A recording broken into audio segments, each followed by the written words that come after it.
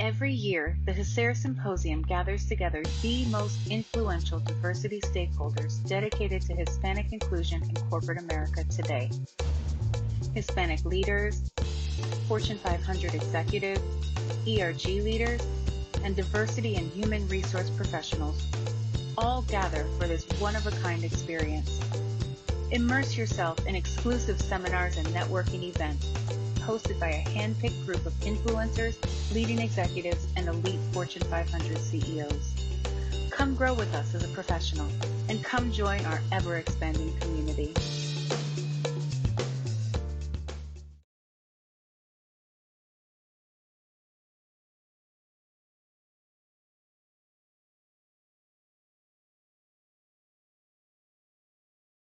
All right. Buenas tardes, mi gente. How are you? Welcome to our Hispanic Association on Corporate Responsibility webinar. Thank you for joining us. My name is Sid Wilson, President and CEO of HACR. I have the pleasure of hosting today's webinar titled Executive Leadership Strategies in Times of Uncertainty. In periods of uncertainty, executive leaders have to think about adjusting to the new normals and lead their teams accordingly. We're excited to have an esteemed group of leaders who will share their insights on leadership strategies during these changing times. Before we begin, I'd like to thank our sponsors for your support of HACR. Now a few words from one of today's sponsors. Morgan Stanley has been a long-time supporter of HACR, and we thank them for their commitment to Hispanic inclusion. Here with us from Morgan Stanley is Cara Underwood, Head of Wealth Management, Diversity, and Inclusion for Morgan Stanley. Welcome, Cara. Thank you, Sid, and good afternoon, all. I'm honored to be here. We've had a long-standing partnership with HACR, and getting leaders across industries together to discuss what actions we can take right now is more important than ever. It has been a heavy few months, for sure, but with that heaviness comes an opportunity. At Morgan Stanley, we've responded to the current environment with resources that support our clients, our employees, and our communities, especially communities of color, who have been disproportionately impacted by COVID-19. Just a few highlights. Along with HACR and other organizations championing diversity, we showed our support for diverse communities by signing the Ascend Pledge with a commitment to 1, promote inclusion, 2, raise awareness of the unique impacts of COVID-19 on vulnerable groups, 3, denounce bias, 4, support communities, and 5, give donations. Additionally, we've been hosting markets and mindset panel discussions to help our clients navigate the volatile markets. We've hosted calls with mental health experts, including safeguarding children's mental health during coronavirus, and a call dedicated to children of color. Our multicultural employee networking group, working alongside our Women in Wealth network, came together to ask our employees to turn empathy into action and to inspire more activism. We here at Morgan Stanley also continue our long-term efforts, to attract, retain, and develop diverse talent and partner with like-minded organizations to strengthen diversity and inclusion outcomes. We have long time been members of HACR, and in turn, HACR co-sponsors our very popular Senior Multicultural Leaders Conference, which helps us build and deepen relationships with clients and to hear the insights of diverse leaders around the world. Corporate responsibility is more essential today than ever before, and today we have the opportunity to lead and make our firm, our firms, and our society better. Thank you for taking the time to join today's discussion, and I know you'll get a lot from today's panel. Thanks so much, Sid. Great. Thank you, Cara, and thank you, Morgan Stanley, for your continuous support. Now, I would also like to recognize our next sponsor, USAA. Thank you, USAA, for your support of HACR and your commitment to Hispanic inclusion. Please enjoy this short video from USAA.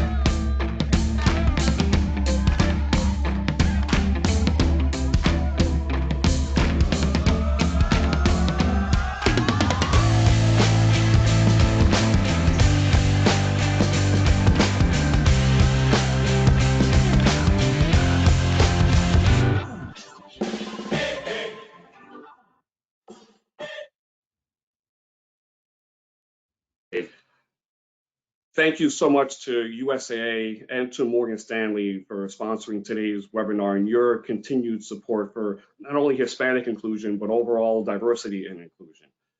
So just a little housekeeping before we get started. If you have any questions during today's presentation, type them into the question box in your GoToWebinar control panel at any time during the presentations. Questions are only visible by our teams, and questions will be addressed at the end of the panel discussion. This webinar is being recorded, and a link to the recording will be available to all webinar registrants and posted on our archive page at hacr.org, that's HACR.org. Now, without further ado, let's get started. I'd like to pass it on to my good friend Sandra Lilley. She is the managing editor for NBC News Latino, to introduce herself and today's panelists. So Sandra, I pass it on to you. Gracias, Sid. Thank you so much. It's such a pleasure and an honor to be with you at this time. It's such a crucial time, and for me, it's unbelievable to be able to spend some time with so many of you and to try to figure out how we make things better at this crucial time. As Sid mentioned, my name is Sandra Lilley. I'm managing editor of NBC Latino. We basically are the section that provides content for all of NBCnews.com regarding news on US Hispanics, as well as international news on our home countries and Latin America. But enough about me. I'd like to begin by introducing our three wonderful panelists. The first one is Accenture's Managing Director, Elliott Segarra. Elliott is a Managing Director in Accenture's Strategy and Consulting Practice.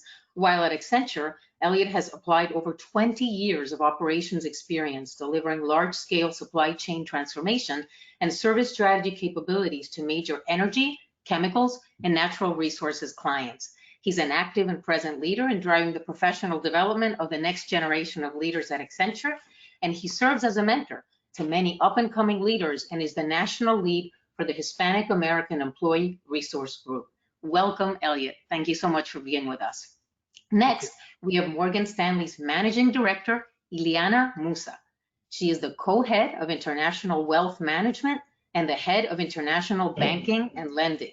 In this role, she leads the segment and strategy that focuses on Morgan Stanley's international client advisors and international clients to ensure they have access to strategic investment, cash management and lending solutions, services, and thought leadership to address both sides of a client's balance sheet. Ileana was recently named to the Girl Scouts National Board and sits on the corporate advisory boards of the Association of Latino Professionals for America, Florida International University Honors College, and the Cuban Heritage Collection at the University of Miami, where my son went.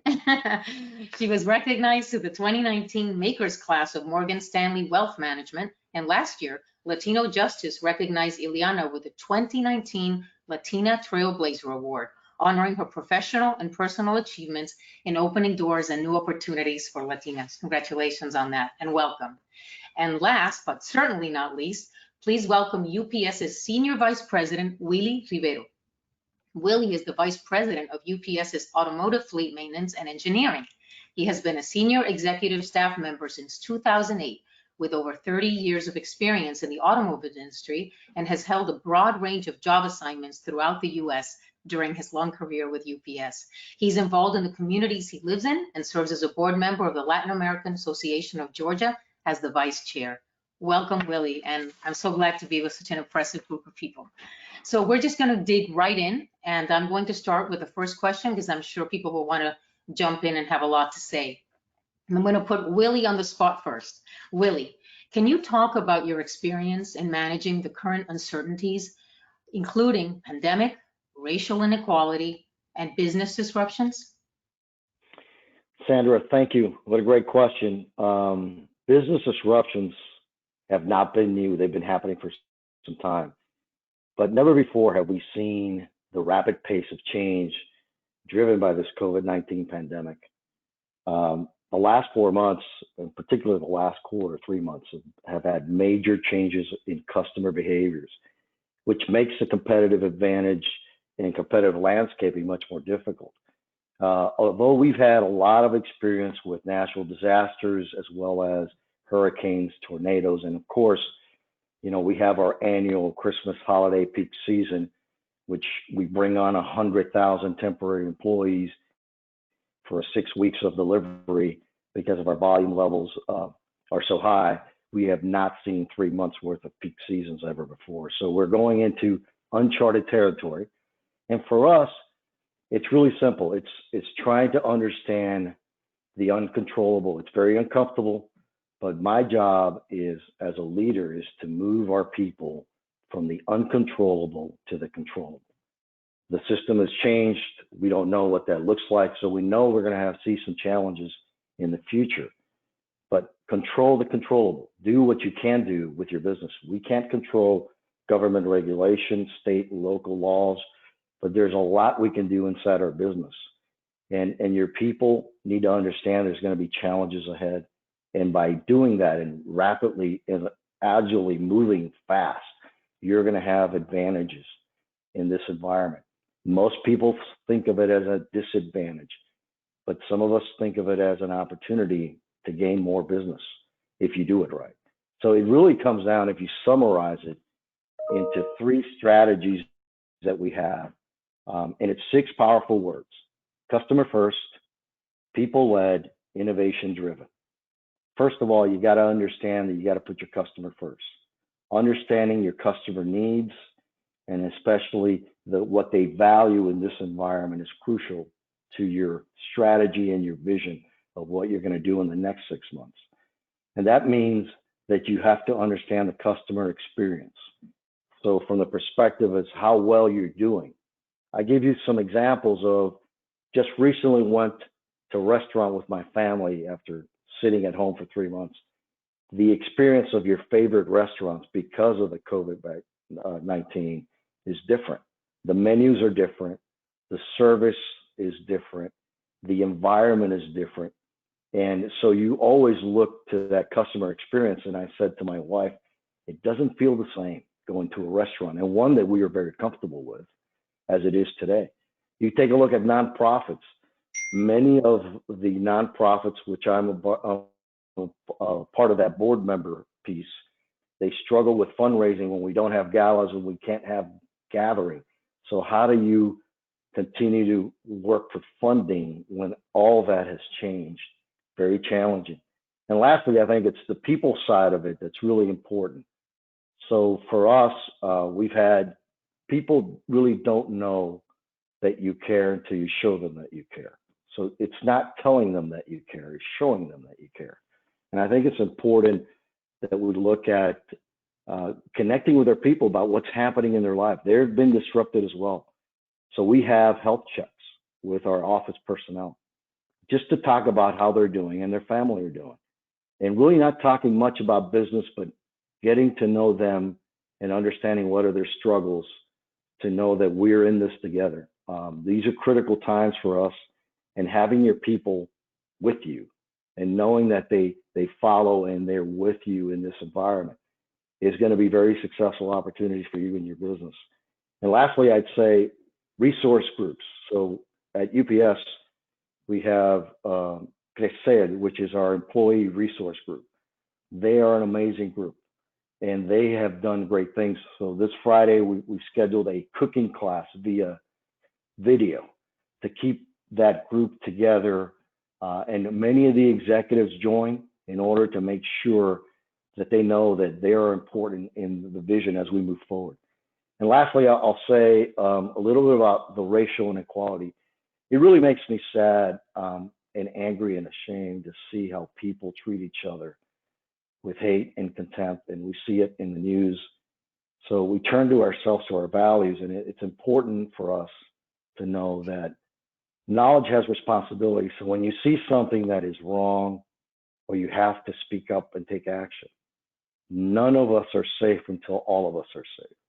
And I think it's teaching to the choir, but if you go to church, you hear a great sermon, and everybody shakes their hand and shakes their heads and say, yep, I think that's right. It's what happens when you leave church that's really important. We see a lot of communication about social inequality. What happens is what happens when you're faced with it. How you act is really going to make a difference for us. And we're not standing quietly. I think our CEO is very much committed to ensuring that our employees are safe and everybody has the same amount of opportunities.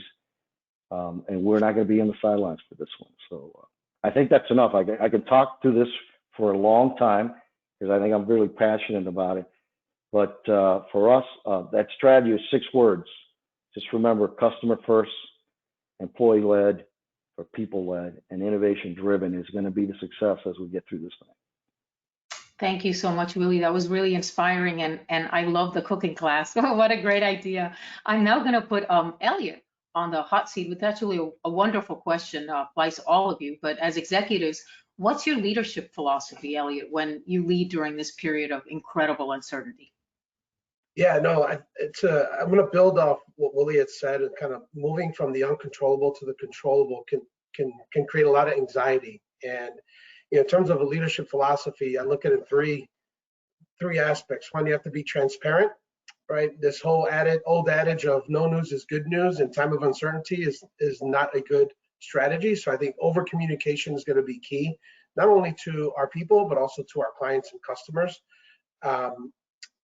Being flexible. I think one of the things that at least I've experienced is this, everything just takes a little bit longer. Things are a little bit slower. You can't just walk down the hall and talk to somebody. You have to schedule a Zoom.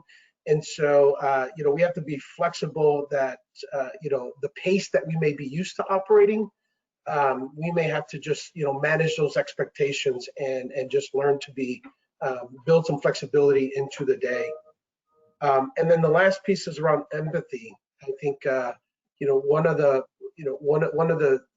things that I've noticed, at least during our pandemic here, is everyone's at a different place. And I think we have, as leaders, we have to meet people kind of where they are, whether they have small children at home that they have to homeschool now and they have to manage that, whether they have elderly parents whether the things happening in society, how that impacts our people.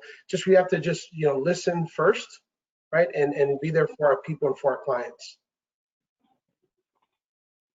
Thank you so much, Elliott. Any of you have another comment?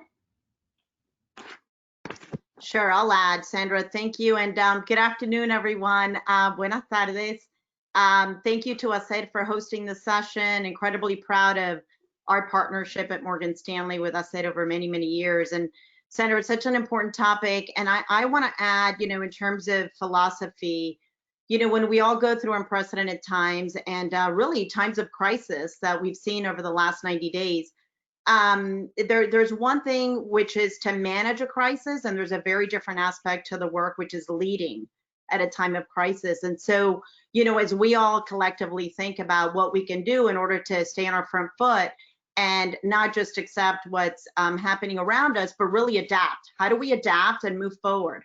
And move forward in a way that we are adjusting to the point that Elliott made, flexibility, our ability to flex is incredibly important.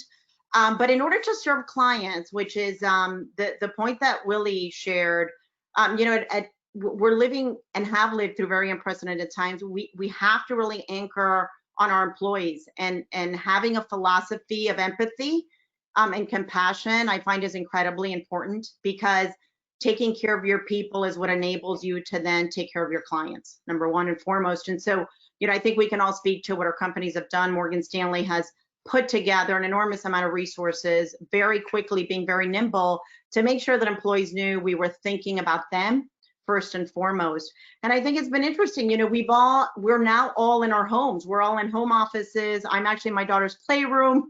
And, that has made us all, I find, much more human in terms of our interaction. And it's allowed for more meaningful connections. And I believe, I'm an optimist, and I believe in the power of those connections and the power of one. And so while there is a lot of change and there's a lot of disruption and uncertainty, I also feel that people have come together in incredible ways so we can be stronger on the other end of this. We can be better and we can learn. This morning I was reading in the Harvard Business Review, they call it next practices.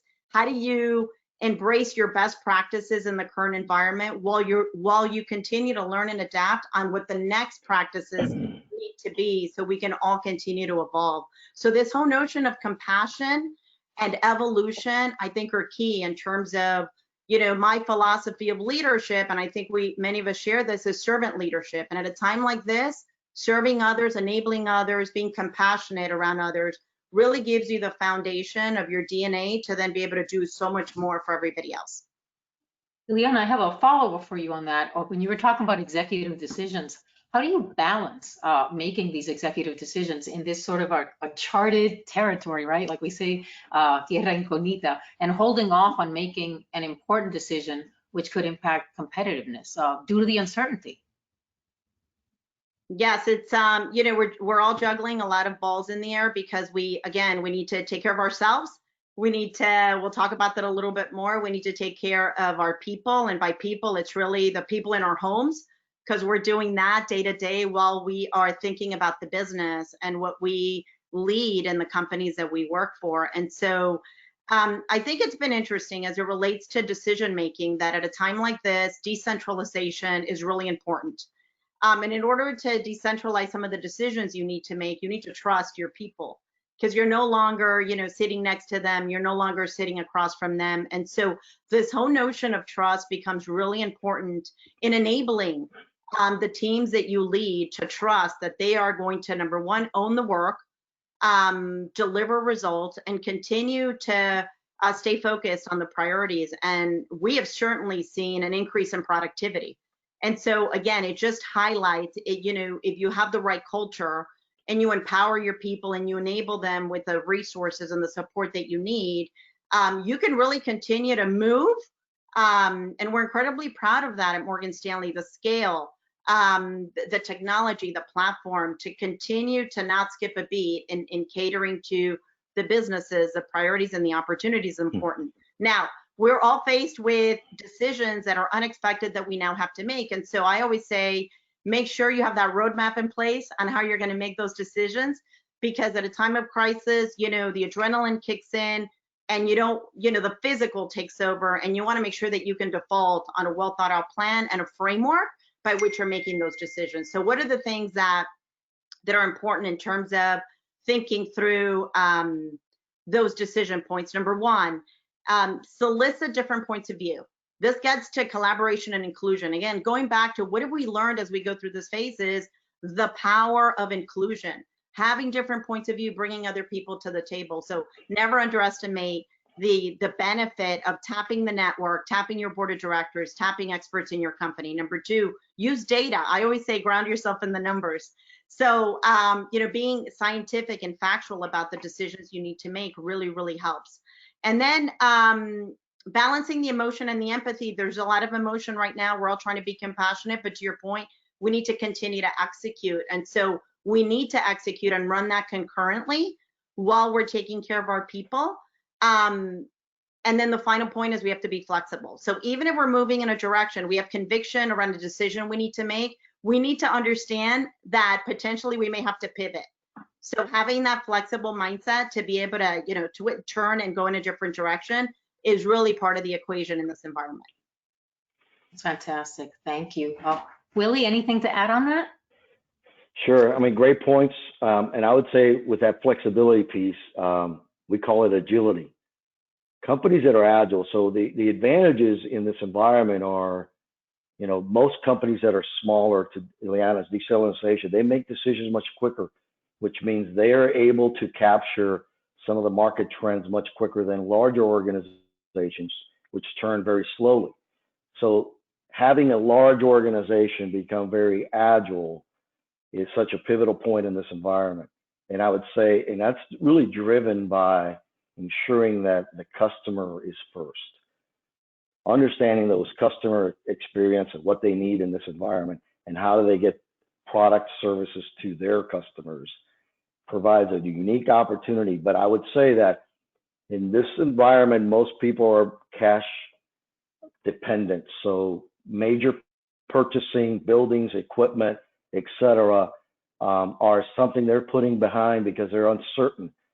But if you are in a position where your business is thriving or have an opportunity to gain market share, this is a perfect time and great opportunity to purchase, because there's a good chance raw materials, metals, and everything else is much cheaper, and availability is readily available, and you're able to gain a competitive advantage by doing things in a down market instead of when eventually things pick up and then everybody's rushing to that finish line. So those are things, I think the decisions that you make on how you impact your competitiveness really depends on your financial situation, how well you are as an organization to take some of those risks, which has a lot of rewards at the end. But don't forget about the customer experience and putting them first. Employees are actually at the forefront, but the customer and understanding their value and what they need in this environment is crucial to your strategy. Thank you, Willie. So, so Elliott, I'll put you on the hot spot now. To have your customers happy, you need to have your team do the right thing, right? So how do you support your team in adjusting to uncertainties and business disruptions? And are there any changes in the way you communicate with your team during this time? Yeah, sure. And I'm going to build on a couple of things that Ileana shared and Willie. You know, when we look at how do you adjust under these circumstances, look at it in two ways. You know, what to focus on now, and then what to focus on next, to Ileana's point. And the now is around making sure, hey, do I have what I need to be successful? Do I have, you know, in terms of business continuity, do I have the resources I need to continue to be effective remotely? And you know, at Accenture, you know, we mobilized about 90%, over 90% of our workforce within a couple of weeks remotely. So I mean, think about a firm that's about 500,000 people. Willie, to your point, you know, you have to be agile and nimble to be able to move that ship very quickly and mobilize our workforce remotely. That was key, and that was critical into making sure that our people are safe and that business continuity continues. The next thing is around focusing on the next, and to that point is, you know, due to changing customer demand, right? We really don't know. You know, are all industries are not going to come back at the same time, at the same rate, at the same level. So, you know, you have to reassess, do I have the skills that I'm going to need to be effective in the next, right? So, you know, what are the hot industries and what are the hot skill sets that are coming to bear during this pandemic? And, you know, how can I take some time to reskill myself, not only from a work, but also from a mindset, to be ready for that next wave, because we do feel that we see there's going to be shift in some industries are going to come up faster than others, and there's going to be a demand for certain skills. In terms of communicating with the team, again, I think is you know, empathy is key. Being able to communicate, again, just daily check-ins, making sure that folks are taking time for themselves. Mental health is very important during these times.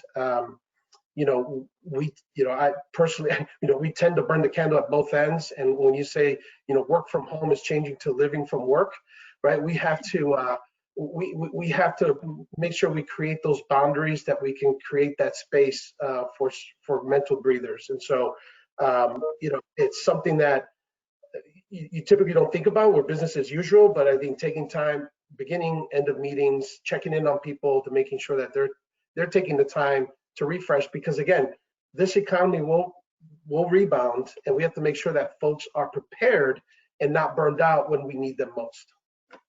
Hey, Sandra, to that point, Elliott, just, you know, we're all going through a virtual performance review cycle for many folks, it's the first time we're doing it.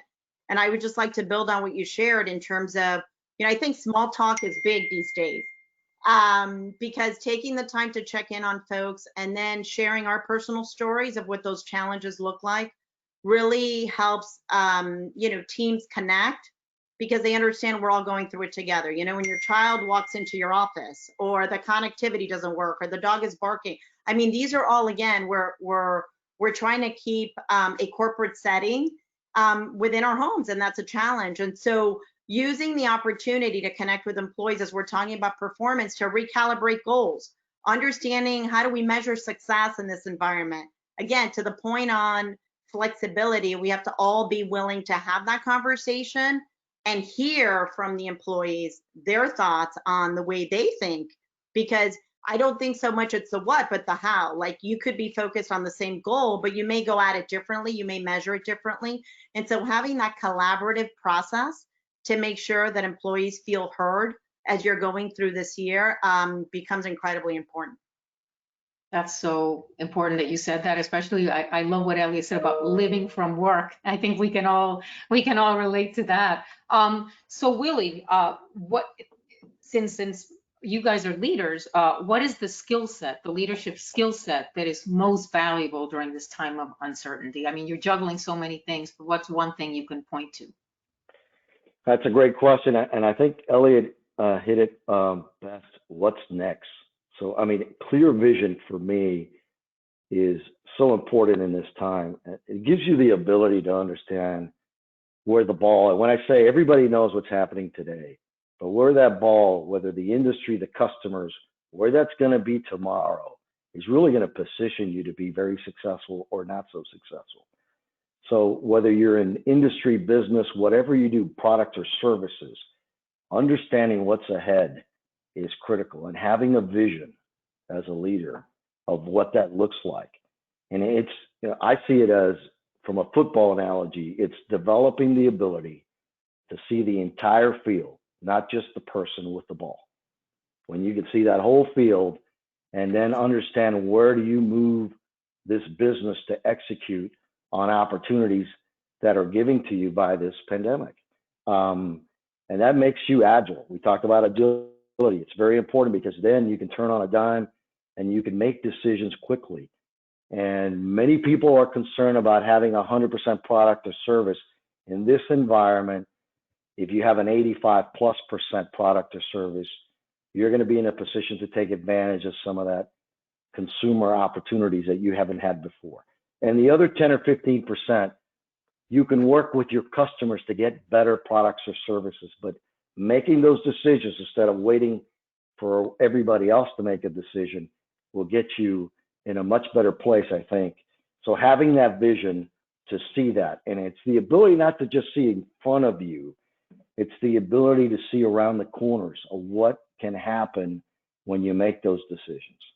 And that is really the key. So for us, and for me, it's a vision of where is that ball going next, and how are you positioning you and your team to take advantage of those opportunities that are definitely out there to move forward and grow your business. Thanks, Willie. I think I'll add to that, Willie, because I think it's going to take the vision. And I think innovation is going to be key in how we interact. Right, it's changing the way we have to rethink of how do we interact with our customers, right, in a remote way. How do we continually interact with our people, measure performance, like Ileana said, and I think that, the third piece is how do we in terms of how do we go to market with the products or services, like, we have to come up with innovative ways. I don't think that this is the last pandemic we're going to see. I think we're going to be probably continually seeing some type of cycle where we go through this, and I think we just have to bring innovation to that vision in terms of how do we do business differently. So here's a great question for the three of you. So people in your organizations look up to you in a big way. Your communities look up to you in a big way. But what about you guys? Do you guys seek guidance from mentors, or are there any books you've been reading lately? Open it up to any of you, or all of you, hopefully. Okay, I'll jump in. I mean, books provide a great insight to acquiring knowledge and self-development, but I mean, you cannot ask questions or role play with a book. So for me, it's about the mentor, and in this case, a coach. So when you look at great athletes, people that are born with unique abilities that none of us have, and people like Michael Jordan, they all had coaches. They all got people that could see things that they couldn't see to take them to another place, make them better. Even though they're the best they've ever been and better than anybody else, they're able to do something even better. And that requires a coach. It gives you a different perspective. I had the opportunity at the beginning of the year to watch a short video on YouTube about if you want to be great at something, was the title. Get a coach. It's a surgeon that talks about his journey for after coming out of school for 5 years and then practicing for 5 years and seeing his complications get almost to zero, but then hitting a wall and not getting better. And he didn't know what to do. And so he did the unthinkable. He paid somebody to watch him perform a surgery. And what he found out is it's not the big things.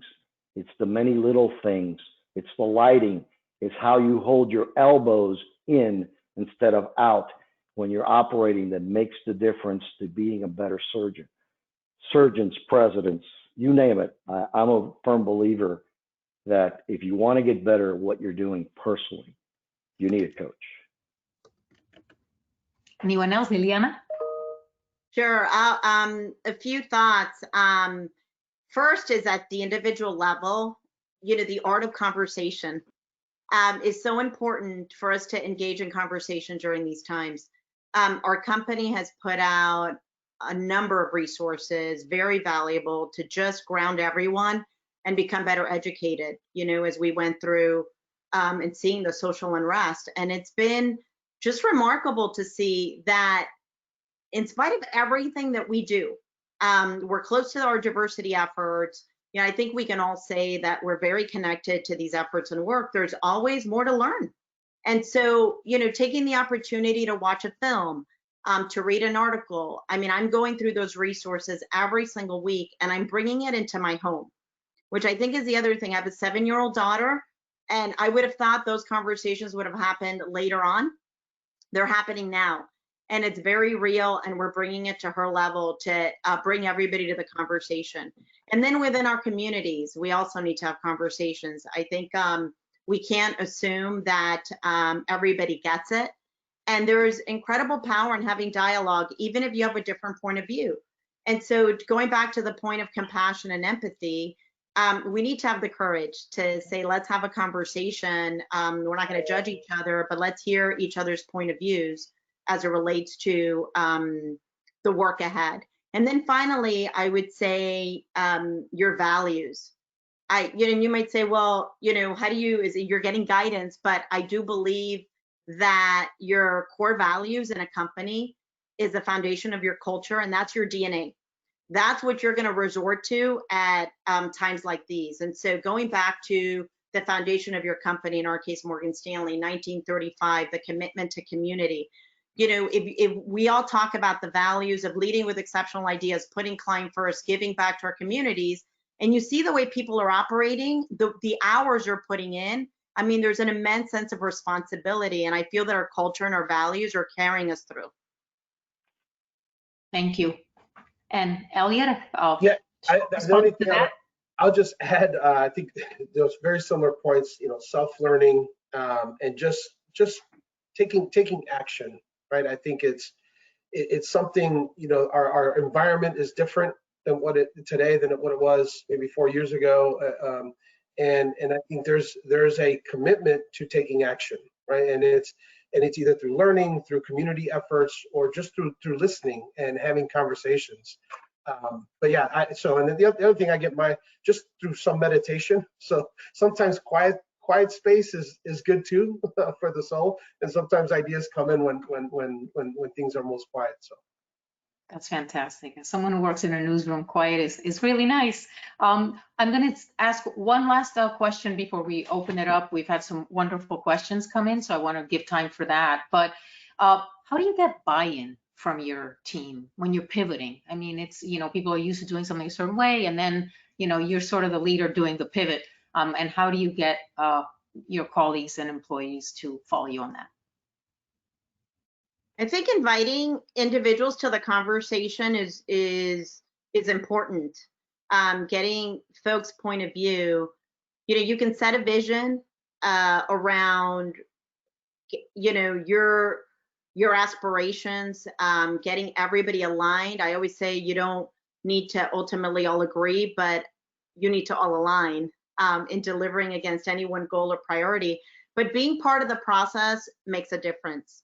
having a voice at the table to provide input so folks understand how you reached the position that you're in before you move forward really helps folks get behind it.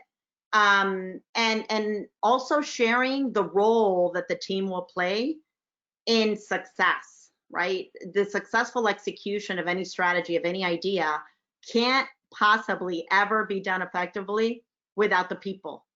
And so a lot of times we talk about strategy very conceptually, and we don't talk about the impact that people have, and bringing them along so they understand the importance of the role they play, again, gets everybody to have more skin in the game and get behind it. Great. And Ileana, I'm just going to follow up with you on one thing, and then I'd like Elliott and Willie to weigh in too, and that's our last question, and that is, what's your advice, your specific piece of advice to corporate leaders on managing during this incredibly uncertain time? Couple of things. One, we're all being very visible because we are virtual. And so I think it was Elliott who mentioned it. You know, we're having a daily catch up that we thought would go on for 2 weeks. We're now into week 14. You know, so the point around being visible, even if you don't have a formal agenda, just making sure people know you're there, and you can always give back the time is really important, because sometimes, especially with the onset of any crisis, you could become insular and sort of want to go away and think through every single side of what's to play out in order to be over prepared. And what's really made a difference for us is being present, being visible and present, really, really important. The other one is, you know, to the point of communication that we talked about, that Elliott mentioned, is you may not have all the answers, but saying it as such, highlighting. We just, many of you know Carla Harris, and she has just, you know, she calls it the pearls of advice, but she talks a great deal about this whole notion of saying what you know and what you don't know, and being very transparent. And folks really, really appreciate that, because they know that, again, you're in it together.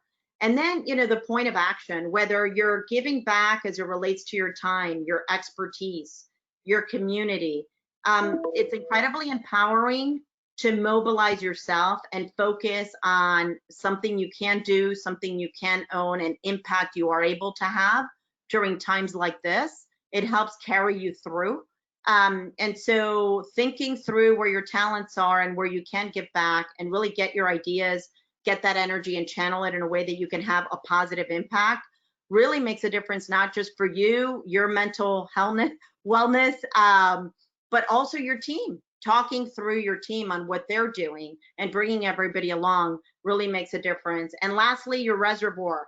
I think it was Elliott who hit on it. Whether you work out, whether you're doing positive affirmation, I always say you've got to build that up so at times of need you can go after it and take some from it to carry you through. Thank you so much. Willie and Elliott, would you weigh in on this last wonderful question? Sure, and I would just say that, I mean, 6 months of the year is gone. So it's an opportunity to write your story for 2020, right? As you know, make that story, as you look as an executive, forward looking, not so focused on the past. And in this time of uncertainty, it's very important that you sharpen your team's focus. Learn how to do 5 things extremely well and not 20 things not so well. Keeping things simple makes a great difference to get that success. And we talk about buy-in and our people. Everybody likes to win. Having early success and winning at some things and strategies that you put forward gets a lot of those people moving in that direction. Ask yourself if your people support what you do. Simple question. And then empower your teams to service your customers, but hold them accountable to the results. And I think in these times, it's also very important to call out your partners when you see them not doing their best. When you know there's talent and he's not using that talent correctly, call out your partners. And lastly, I'd say, put your customers first. And we're going to have many challenges ahead in 2020 and in the future. And your values provide the best guidepost in achieving your business results. Make sure you stay close to those values and move them forward. Thank you so Yeah. much. And I'll just add, I think, one point is we're at a moment where we need to build trust with our people, and it's hard to build trust in a remote environment. So being vulnerable and collaborating, with our people, whether it's not just business as usual, but there's a lot of integrations with home and work right now, and acknowledge and recognize that, whether it's through having an art contest or a dance contest, or just find ways to integrate the home and the work activities so that folks can feel like they can participate and collaborate, not feel like they have to have move to one room and be mom and dad, and then move to the other room and be an executive. So I think building trust with vulnerability, I think, will be key. Thank you so much. So now we go to a really fun part, and that is where we have other folks asking great questions to the three of you. So I'm going to start with one here, and that is that many employees are working remotely, and companies are looking at the safety of employees and also reducing, obviously, operational expenses, office space. So how do you see that workforce strategy evolving? Who wants to start? Should I pick someone? I'll go right to left. I'll pick Willie. I can take a stab at it. So I think, workforce, again, this is working remote is something that, at least at Accenture, something that, some of our workforces are very used to. However, for this long period of time is they have to rethink policies and strategies, right? So I think, looking at workforce strategy from our policies set up correctly, to make sure that our people are set up for success, whether that's we have to relook at our dependent care policies, whether we have to include some additional policies for work from home, just making sure that our policies and our strategies align in how we want to interact with our people remotely. I have a question. I would just add that it's not only that working remotely, but most of my folks are frontline people. They are working every day delivering to your homes. So we have changed some policies where, typically when you deliver a package, you would get a signature. Now it's all released to eliminate contact. We used to have personal pre-communication meetings where we bring everybody and give them an update at the start of their days. That's all done electronically. So using the innovation piece, for people that are frontline folks, as well as your office environment, we're starting to see a gradual movement back, 15% of the workforce coming into the office certain parts of the day, to make sure we have some sense of normalcy, but still keep into the confines of following the process and procedures of keeping everybody safe and providing PPPs for everyone. One of the other things, when you have 480,000 employees, you need supplies every day for PPEs. So we had to put a procurement department together to just supply and store and distribute supplies for our workforce. That took a major understanding, and we did that in a 2-week period in order to make sure that our drivers had enough, hand sanitizer, cleaning equipment, facilities, as well as face masks, and doing that in 2 weeks to supply that, so you have an endless supply. So you buy even when you don't need for the day that you are going to need and store. Those are all strategies you put together. Talk about a shift. I have a slight follow-up question someone sent, and I'm going to give it to Ileana, and that's, what are the long-lasting effects of this new way of working for your company from an employee engagement perspective, especially things like travel and remote working? Yes, and that is near and dear to my heart, because I spent a lot of time on a plane, and many of the folks in the business that I have yet the privilege to lead were also spent a lot of time traveling around the globe, and so I do see a change there. The receptivity, I feel like Zoom has been the great equalizer for all of us in terms of recognizing that you can sustain productivity, creativity, connectivity, and on the receiving end of that, whether it's an employee or a client, also understanding that you can be just as effective. And I feel that pre-COVID, there were some biases as it relates to our ability to be effective in a virtual environment. And for women, we haven't talked about that. We mentioned multicultural aspects of what we're going through, and we know the impacts are far greater.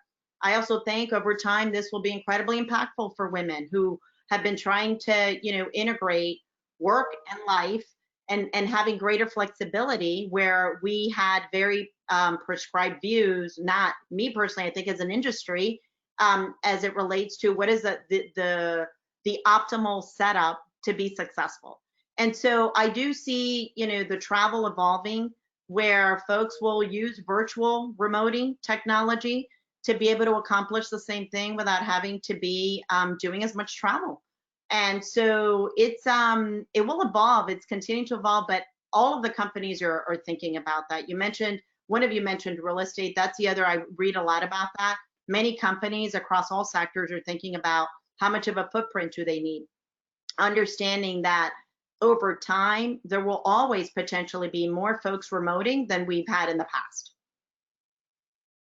That is excellent. And anybody else want to jump in? Because then I'm going to pivot to another important question that's on a slightly different topic. You're all good? Hey, so let's Sandra, talk about just one final point. I mean, the flip side of that is there's a longing for getting back in the office, right? The personal interactions, we hear it from our teams, our employees personally. There's something to be said for being able to connect in person, and that's so we're gonna pivot in the other direction, because there's always really good outcomes from the in-person interactions, and there's a balancing act there. But I would say, I think also cross industry, many employees are longing to be able to spend maybe not all of the time that they used to before, but some time back in the office, because from a culture perspective, it makes a difference. And it's important to have that, not lose that as you adopt some of these virtual remoting setups that are very conducive and productive to accommodate schedules. Thank you. Here's a great question, and one that I think this panel, I'm really looking forward to what you say about this, and that's that in light of recent realizations of systemic racism, what is planned to address this at your firm? And specifically, how will you address diversity and inclusion? I mean, the fact that you're all here and part of this organization is already a wonderful first step, but what are you as corporate leaders doing in terms of actionable items in this very important topic?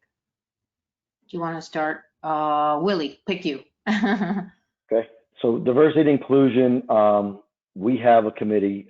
I'm part of it as a senior executive, and so is the CEO of the company. It is at the highest level for UPS. We bring that committee together once a quarter to talk about initiatives and actions, right? How to bring women in engineering. We have an industrial engineering, I've got an automotive field, typically not places where we see a lot of diversity from the women perspective. And we're connecting with district presidents that are females to recruit some of these women in some of these fields. So we have, our organizational strategies to recruit, retain that kind of talent and bring it into the workforce. And I think having the CEO at the table with senior executive, regional presidents, and area presidents gives that conversation a different level of responsibility and really a call to action where we report on not only what we're doing, but how well we're doing with our plan. And we set some targets up for us to make sure that we hit certain diversity levels in the organization. And we want to put qualified people in there, but we want to make sure that they're representative of the communities we serve, right? When you look at the environment of the presidents and you go to the UPS website, you see a very diverse leadership.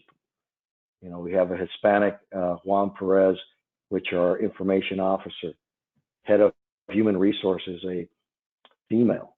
The president or the CEO of UPS, Carol Tomei, is a female, just announced, in April. So the organization is really moving forward in that avenue, but it really starts having the highest level involved in those actions to ensure that the strategy is trickled down to the front line. That's great. Elliott, do you have a quick thing to add? And then I want to try to see if with 2 minutes we can get one more question in. Absolutely. Inclusion, diversity at Accenture, it's it's part of our DNA, right? And I think, we recognize that, we've made some great strides over the years, and, it's very public that we've announced, gender parity 50-50 by 2025 to the street. But what we've started to do is rethink is by September 1, really look at increasing, just putting out goals to increase our percentage of African American and Hispanic American people overall and managing directors by 2025.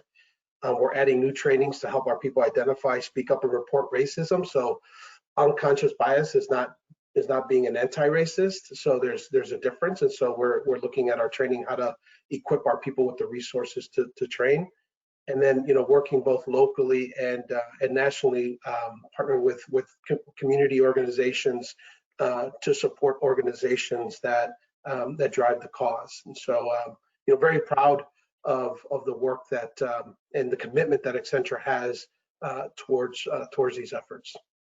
Thank you, Elliott. And Ileana, I'm going to end with you because someone sent a wonderful related question. You talked about the need to be empathetic to employees, but what can executives do when senior leaders refuse to practice inclusive behaviors and don't show empathy, or even as employees recognize that there's, racial injustice going on, but they don't see at the top level the right conversation? Thank you, Sandra. Look, there's real work there, and I shared it starts with a conversation. Conversations as individuals, us engaging one-on-one as because we have an opportunity to observe and to engage, to share feedback based on those observations. I think we've all been in environments throughout our careers where we've observed behavior that we feel we should have a conversation around, and it may be a blind spot. And so having the conversation is key. Number two, we all are part of organizations that have infrastructure in place to help support those efforts, and creating safe places and forums to have that conversation in a real way, which I'm incredibly proud of Morgan Stanley for doing, so that experiences, stories can be shared. It allows, individuals to connect in a very different way. There's aha moments in terms of what the opportunity is as it relates to the go forward, and we all need to participate. But it's building, it's leveraging that entire infrastructure to move the dial, not just the top down, but the bottoms up. That's really important. Us as individuals leaning in and engaging and asking the organizations to help us. Thank you so much, Ileana. It was such a pleasure and honor to talk to all of you, and the questions have been so wonderful. And now I'm throwing it back to my wonderful friend, Sid, and again, thank you. This is wonderful. My pleasure. Thank you. Great. Thank you, Ileana Musa, Managing Director, Morgan Stanley, Willie Rivero, Senior Vice President at UPS, and Elliott Segarra, Managing Director at Accenture, for your insights and wisdom on this important topic. And thank you to Sandra Lilley, Managing Editor for NBC Latino, for moderating a great panel. Hope everyone got some great insight from our panelists. Again, thank you to today's sponsors, Morgan Stanley and USAA, for your support of ACER and today's webinar. Thank you as well to all of our ACER executive program sponsors. Without your commitment to our mission of Hispanic inclusion in corporate America, our work would not be possible. So again, thank you to all of our ACER executive program sponsors. And as we do these webinars for the remainder of the year, we'll continue to highlight more of our sponsors for their commitment to inclusion and their support of ACER. Lastly, I want to thank you, our attendees, for your support and for joining us today. We hope you enjoyed today's session. We encourage you to please follow us on all of our social media platforms and stay up to date for all of our upcoming webinars, as well as our virtual summits that we have planned this fall. Remember to please complete the survey that will automatically pop up once the webinar is finished. This is important to us to get feedback from you on our webinars. Please visit us at aced.org to register for our upcoming webinars, including many that we have coming up in the coming weeks, and we hope that you can join us. Thank you again for joining us today on this important topic, and we appreciate your support of HACR and our mission of Hispanic inclusion in corporate America. We look forward to seeing you at our next webinar. Thank you and have a great day.